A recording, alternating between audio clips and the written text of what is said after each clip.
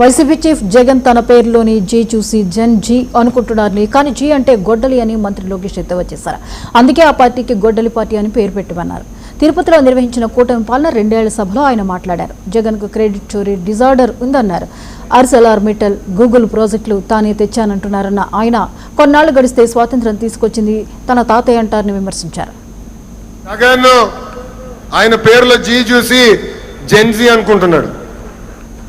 జగన్ పేరులో ఉన్న జీ గొడ్డలి, అందుకే ఆ పార్టీకి గొడ్డలి పార్టీ అని ఈ రోజు పేరు పెడతాం జరిగింది. జగన్ కి సిసిడి జబ్బు ఉందండి. సిసిడి అంటే ఏంటో తెలుసా? క్రెడిట్ చోరీ జబ్బు, క్రెడిట్ చోరీ డిసార్డర్.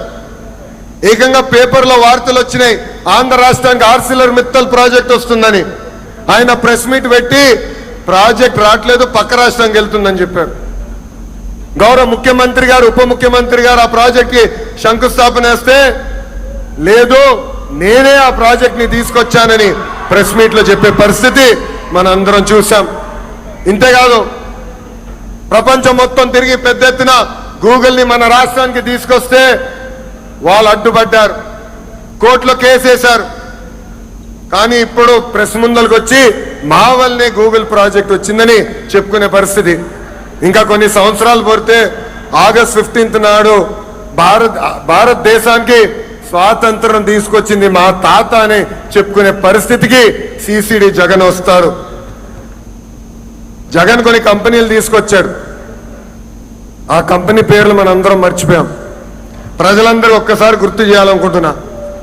ఆ కంపెనీ పేర్లు Andhra gold, president medal, gold medal. అలాంటి కంపెనీలు తీసుకొచ్చిన చరిత్ర ఆ పార్టీది. Google, Arcelor Mittal, royal Enfield fighter jet తయారు చేసిన పరిశ్రమలు తీసుకొచ్చిన చరిత్ర మా ఎన్డీఏ ప్రభుత్వాన్ని. జగన్ ఆయన పేరులో జీ చూసి జెన్ జీ అనుకుంటున్నాడు. జగన్ పేరులో ఉన్న జీ గొడ్డలి, అందుకే